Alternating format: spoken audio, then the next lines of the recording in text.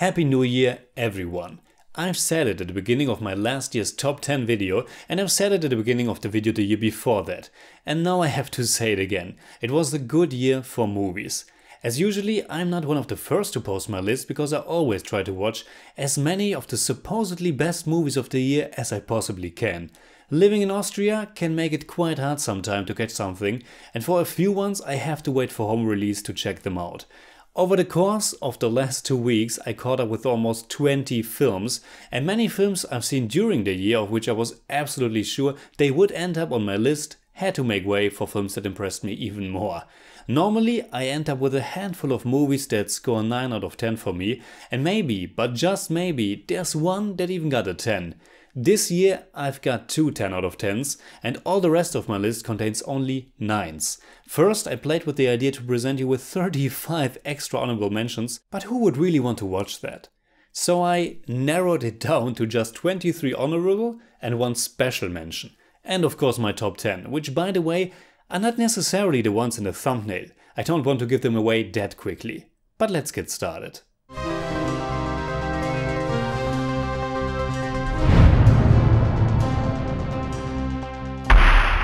Servus Freunde, my name is Jimmy Cage, and of course I haven't seen all films that were released in 2018. Nobody has. But just to let you know, these are some of the ones that would have otherwise maybe ended up in my top 10. Though I honestly doubt it, taking into account how stacked it is. I haven't seen Green Book, Can You Ever Forgive Me, Bumblebee, Creed 2, The Hate You Give, Stan and Ollie, Amazing Grace, They Shall Not Grow Old, and Dead Souls. But without further ado, here's what I did see and what I think are the best movies of 2018.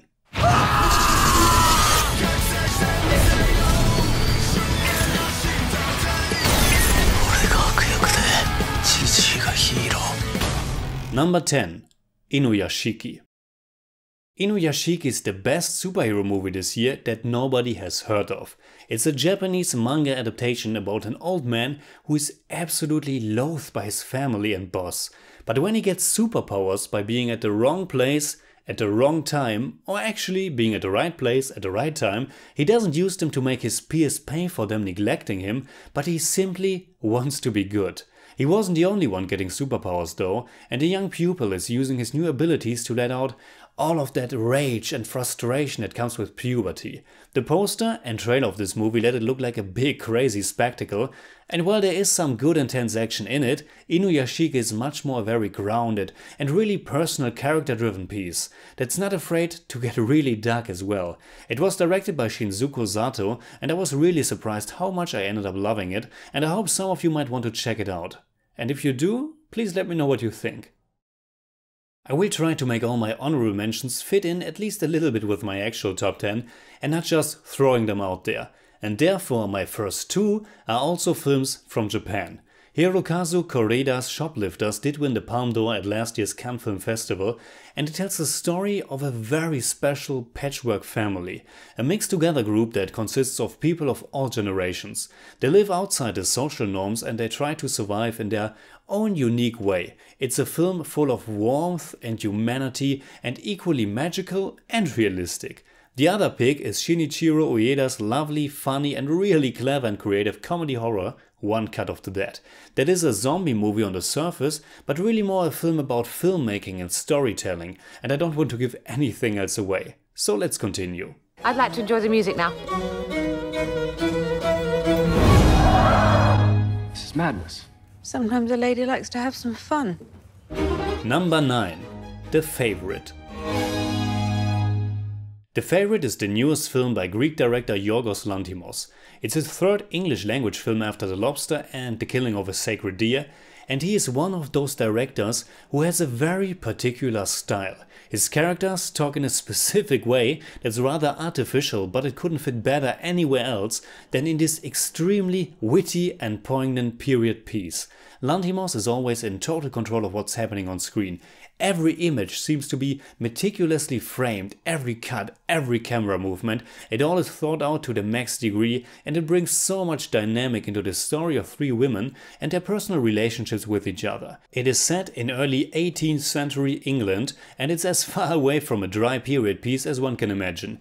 It's deep, funny, sinister, but also human. It works as a drama as well as a comedy, and it's full of incredible performances. The Favorite was one of my most entertaining cinema experiences last year, and it goes without saying that I highly recommend it.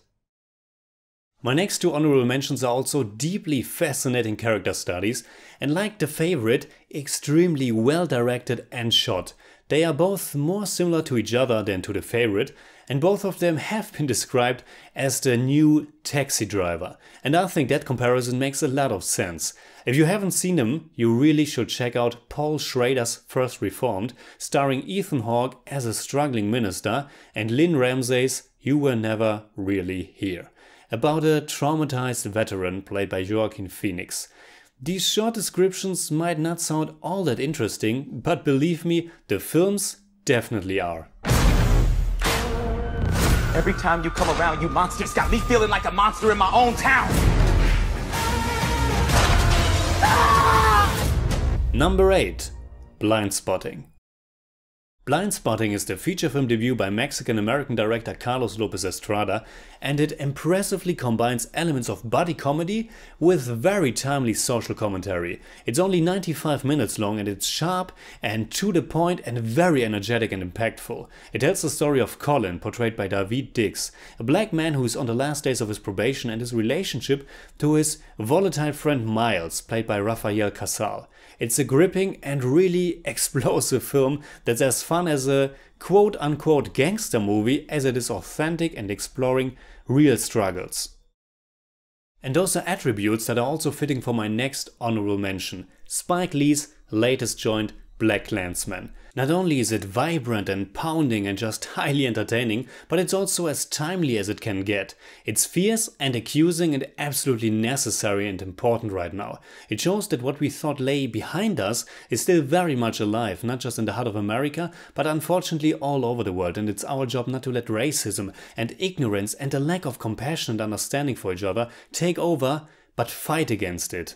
At the end of it, thanks to one of the most impactful endings ever put on film, I was left in tears, equally furious, sad, and also ashamed of our state of the world. I could have easily put it not just in my honorable mentions but my final list, and I point that out because while my top 3 are very much sad, many of the other places are quite interchangeable, which means that I highly recommend you checking out all the movies I'm mentioning in this video. But to create a slim connection to my next honorable mention, I want to add that BlacKkKlansman is also talking about art and how images, music and all other means of expression are shaping our culture and relationships. And my next pick is telling a story in a way that's very determined by our modern way of communicating.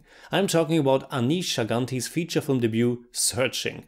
This thriller, starring John Shaw as a father who's desperately trying to find his missing daughter, is told completely over different kinds of displays. Cell phones, tablets, computers. Everything you see is somehow embedded in a certain user interface, and what could just be a gimmick is actually able to create really compelling cinema, as well as say something about the way our every action is leaving a digital footprint. But above all, it's just a really tense and emotional thriller. Now, before I continue with my next rankings, I want to talk about my favorite Indian movies of the year. As you know, Dennis the Buddymeister and I are reviewing one Indian movie each week, and there were also quite a few from 2018 that we've seen. To make a really sound statement about the very best is very hard because there are still so many that we haven't caught up with, but I want to at least give you 4 titles that really left an impression. All of them scratched my final top 10 list, and I will just go through them in the order that I've seen them. The year started extremely well with R. Balki's Padman. It's a very inspirational comedy drama that stars Akshay Kumar as a man who truly becomes kind of a real-life superhero. The film is inspired by the life of Arunachalam Muruganathan, who is a social entrepreneur who invented a low-cost sanitary pad-making machine. Menstruation has been or is still a taboo topic in India, especially in rural regions, and he helped to create a lot of awareness about traditional unhygienic practices and provided good and affordable alternatives.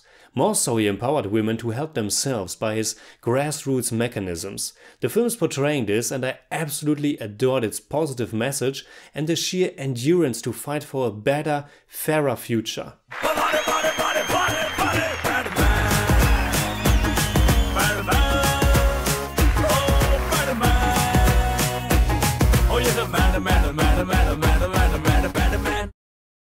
The next one is Magna Gulzar's period spy thriller Razi.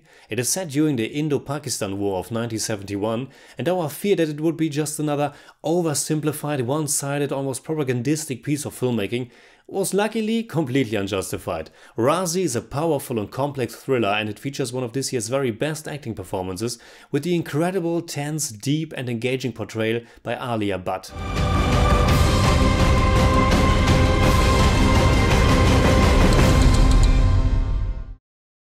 The third Indian movie I have to bring up is Sriram Raghavan's Andhadhun, which is very easily one of this year's best mixes of genres. It's a comedic crime thriller that's not afraid to get really dark, menacing and vicious. It tells the story of a supposedly blind pianist played by Ayushmann Khurrana who witnesses a crime. The film is full of unexpected twists and turns, and we just did a review for it a few days ago. Surprise!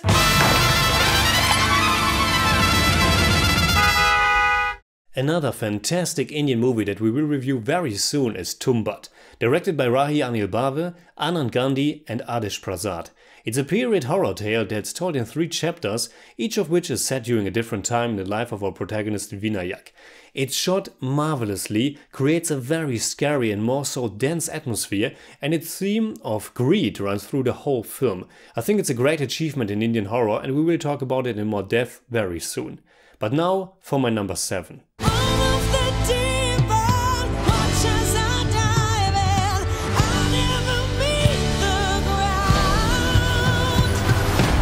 Number 7. A Star is Born. Remakes or retellings aren't always a bad idea, and some of my most favorite films are indeed remakes of older movies. Bradley Cooper's directorial debut is already the 5th version, the 4th one named A Star is Born, and that's only counting the English language movies, because there's at least one Indian version as well. It's the story of a seasoned artist who discovers and falls in love with another artist. Bradley Cooper himself is playing the protagonist Jackson Maine, a successful musician, at least at the beginning of the film, but also an alcoholic and drug addict. His performance as this grizzled, struggling man who still has a lot of passion and a lot to tell, but who's also eaten alive by his inner demons, is one of this year's best. And now we also know that he's an extremely talented director as well. First and foremost, it's clearly a film that's been done by an actor turned director, meaning that it's full of powerful scenes that give the cast moments to shine, give great speeches, show a lot of emotions, but it's not just Oscar bait, and it actually has so many things to love about it.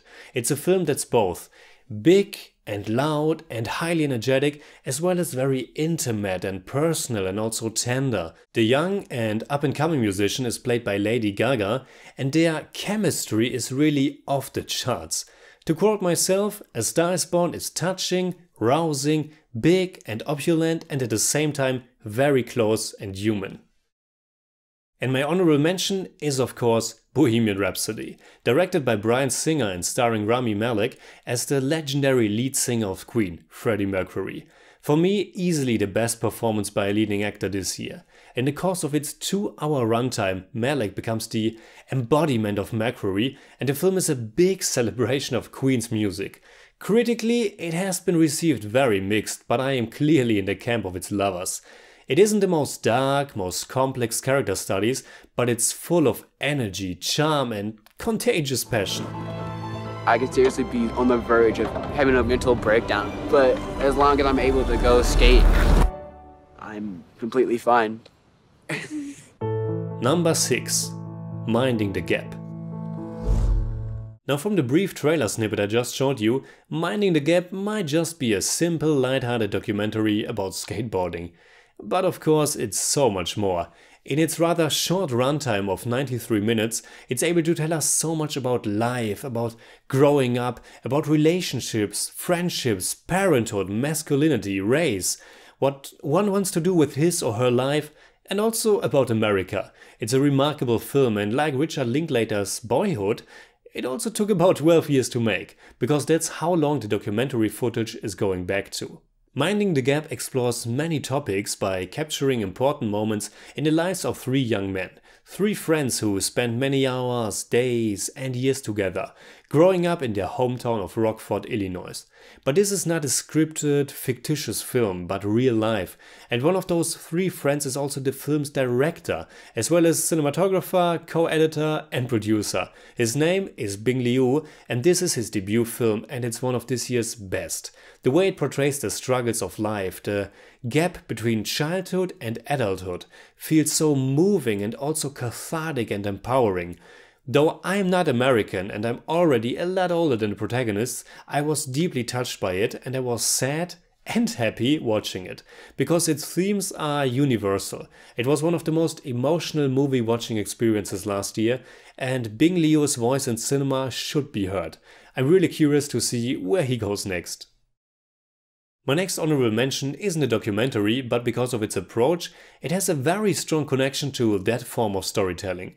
In her second feature film, The Rider, Chinese director Chloe Zhao didn't cast professional actors, but instead she chose to feature the actual people whose story she's telling. The very first scene shows us a man with a serious head injury. That head injury will change his whole life. And the man who portrays him is also the one who really went through exactly that life-changing circumstance. Brady Jandreau plays more or less himself as the character Brady Blackburn, and so are his family members and some of his friends in real life. Brady was a rodeo rider, and being part of that cowboy life ever since he was a little child is all that he knows. Now he has to deal with the fact that his whole identity, his whole goal in life, what he always wanted to do, all of that has to change, and he has to adapt. There's a wonderful, deeply moving scene in the film where a horse has to be put down because of a fatal injury. If Brady wouldn't be a human being, he would have been put down after his injury. But he is a human being, and we have to deal with all of life's unexpected turns, even if they change our entire world and what we had in mind for our future. My second honorable mention that I pair with Minding the Gap is Jason Reitman's Tully.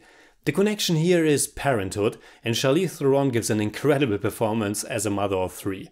It's a film that doesn't downplay the real struggles that come with parenthood, but it's also full of joy and the little wonders of everyday life.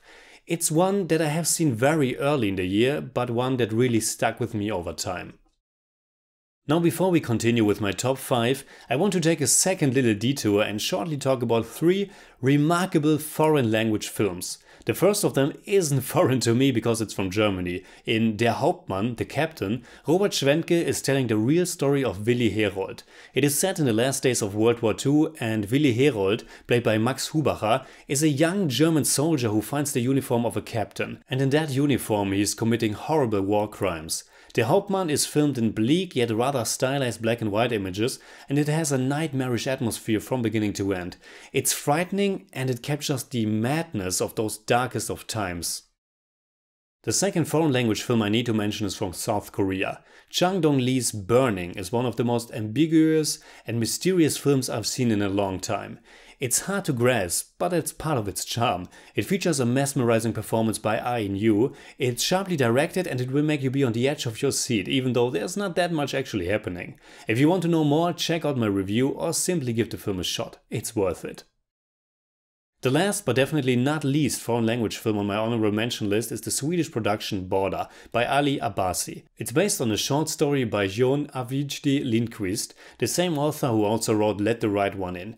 And like that film, Border is a brilliant and tender mixture of realistic nuanced drama and genre elements. It's a beautiful and honest portrayal of a female customs officer played by Eva Melander, and I don't want to spoil where it goes, but we will go from one of the calmest, more sensitive films to this year's best action movie.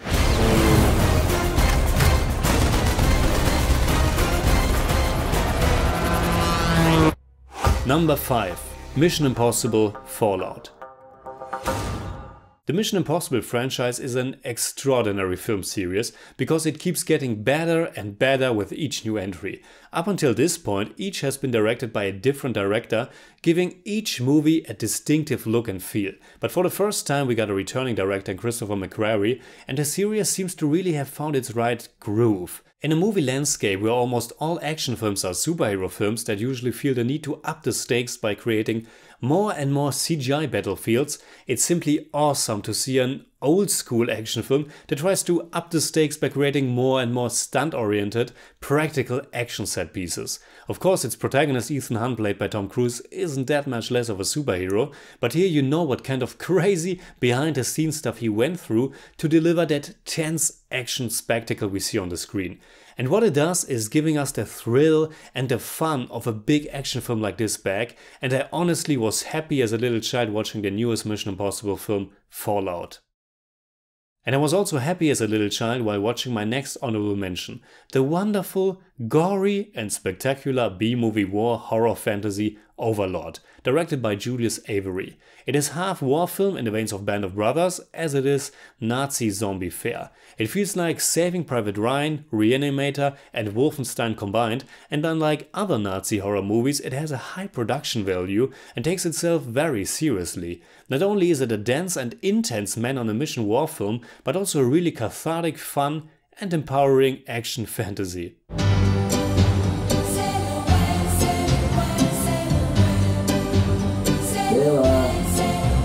One more week of 8th grade, huh? I said 1 more week of 8th grade, right? Yeah. That's crazy. Yeah, huh? Number 4. 8th grade. 8th grade isn't just this year's best coming-of-age film, but one of the best in general. It is the feature film debut by comedian Bo Burnham, and the sensitivity that he is able to bring to his topics is absolutely remarkable. The film chronicles the last week of a young girl's 8th grade year. That young girl's name is Kayla, and she's played by the incredibly talented Elsie Fisher. Kayla has a small YouTube channel where she's trying to give life advice. How to be yourself, how to make friends, how to overcome your comfort zone. Those are all things she's struggling with herself. She's an introvert and her middle school experience has been pretty disastrous and not at all what she expected and hoped for.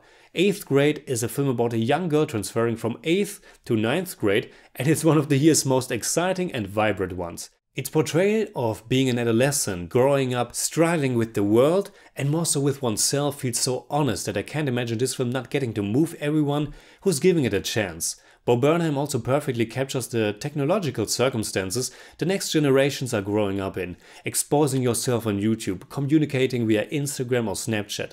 The film is also shot and edited in a beautiful and poignant way that really is a testament to Burnham's comedic chops, his timing, his energy, his wit. Besides all this, it has one of the most heartfelt father-daughter relationships, and Josh Hamilton is simply terrific as Kayla's dad. Gucci! And speaking about remarkable father-daughter relationships, there are 2 other films this year, very different from each other, that are quite special. One focuses more on the daughter, while the other is a real tour de force for the father's character. I highly recommend Deborah Granik's Leave No Trace, as well as Thunder Road, which was written, directed and co-edited by Jim Cummings, who also plays the protagonist Jim, a police officer who's facing a personal meltdown. This film really surprised me, and probably because I was expecting something very different. I think when I first heard about it, it was labeled as a comedy, and it's definitely funny in an oddball kind of way, but it's also so heartfelt and honest and deeply humanistic. At the end of the film I had a feeling that I just got to know one of the most unique characters in a long time. But now we are done with honorable mentions. Here comes my top 3 best movies of 2018. Remember, love is what brought you here. And if you trusted love this far, don't panic now. Number 3. If Beale Street Could Talk. If Beale Street Could Talk is the 3rd feature film by Barry Jenkins, and it appealed to me even more than his Oscar-winning Moonlight. It is a romantic crime drama set in 1970s Harlem, and easily the sweetest, most melancholic love story I've seen all year. It is the story of 2 young people, Tish, played by Kiki Lane, and Fonny, played by Stephan James. A story of 2 human beings who have known each other ever since childhood, who fell in love and want to spend the rest of their lives together. But they can't, because Fonny is wrongfully incarcerated for a crime he couldn't have possibly done. If Beale Street Could Talk is dealing with heavy subject matters, and it's one of the many great films this year that's dealing with racism. There are 2 moments that are so powerful, 2 among many others, but I want to point these 2 out specifically.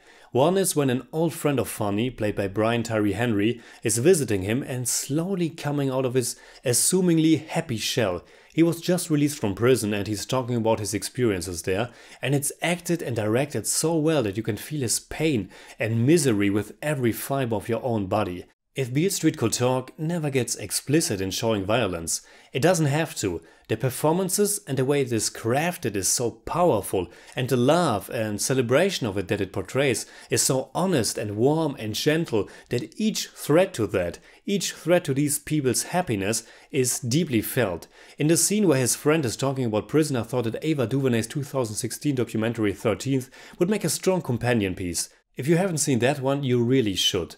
The other scene is showing Ed Skrein as a racist officer, and it's so frightful and menacing, it's haunting. But atop all, what makes If Beale Street Could Talk so special, at least for me, is the warmth and the love that it brings to the world. It is a slow-moving film, but I soaked up every single minute of it, and the score by Nicholas Britell is on constant repeat at my place ever since. It's also very aesthetical and a visual treat. Barry Jenkins loves his characters and he loves their faces, their bodies, the way they move and talk. It's a gorgeous looking film and one that celebrates love. And it's also one of the few modern US films that doesn't just instantly skip a sex scene when two people just started kissing each other. In many regards it reminded me of Tom Ford's A Single Man, and I can't recommend it enough. And speaking about love and caring for one another, here's my next pick. The greatest thing that we can do is to help somebody know that they're loved and capable of loving. Won't you please won't you be my neighbor? Number 2. Won't You Be My Neighbor? To make it short, I cried my eyes out watching this movie. I was so overwhelmed with joy and inspiration and longing for a better future for mankind, and it was all thanks to this incredible documentary. It was directed by Morgan Neville, who won an Oscar for his 2013 film 20 Feet from Stardom. I haven't seen that one yet, but I still remember being extremely angry because that year Joshua Oppenheimer's The Act of Killing was also nominated, and that's one of the most unique, most powerful films about the cruel, horrible, inhumane nature of human beings ever made.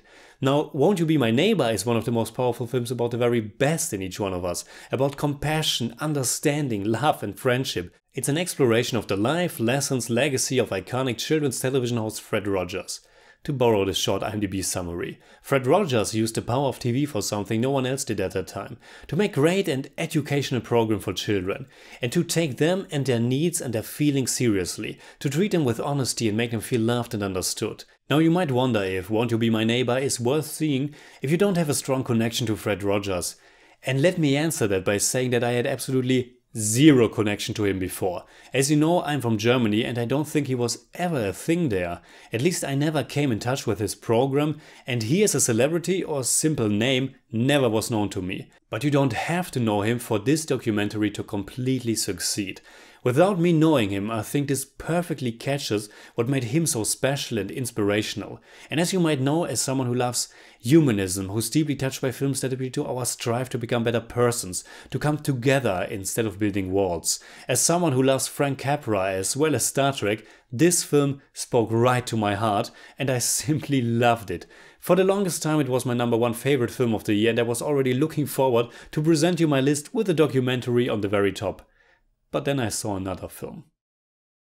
But before I tell you which one, remember that I said there will be one special mention. And that special mention is The Ballad of Buster Scruggs.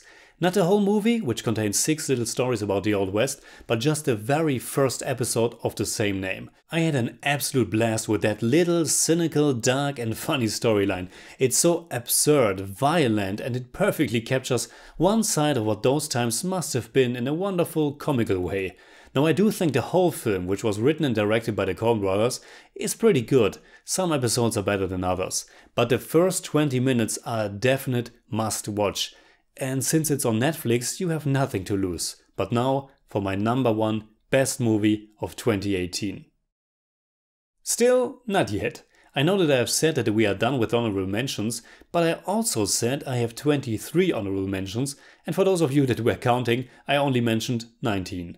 And that is because my number one best movie of 2018 is a superhero film, and the year has been a very good one for that genre. And before I tell you which one I did love most, which won't come as a surprise to all of you who follow my channel, I want to give you my ranking of all superhero movies of the year.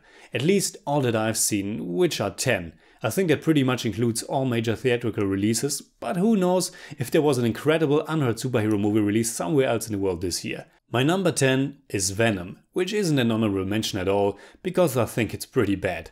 Quite entertaining, but not a good film. Number 9 is Ant-Man and the Wasp, which I found just okay, a little bit disappointing to be honest. My number 8 is Aquaman, which was one of this year's biggest spectacle films. Very goofy, extremely over the top, but a lot of fun, and visually quite extraordinary at times. Number 7 is Deadpool 2, which is pretty much on par with the first one for me. And now, for my 4 remaining honorable mentions, my number 6 best superhero movie of 2018, Teen Titans Go to the Movies, which completely surprised me. It was the last one of the list that I've seen and I was so charmed by it. Yes, it's primarily a kids movie, but that doesn't mean that it can be good for adults as well. If you are in the right mood and like this kind of Saturday morning cartoon comedy, I think you might have a pretty good time with it. My number 5 is Black Panther, for all of its cultural significance, as well as its awesomeness, its emotional core, its fantastic villain, its swag and again its importance. Number 4 is Avengers Infinity War. It didn't completely blow me away, but it was a great achievement.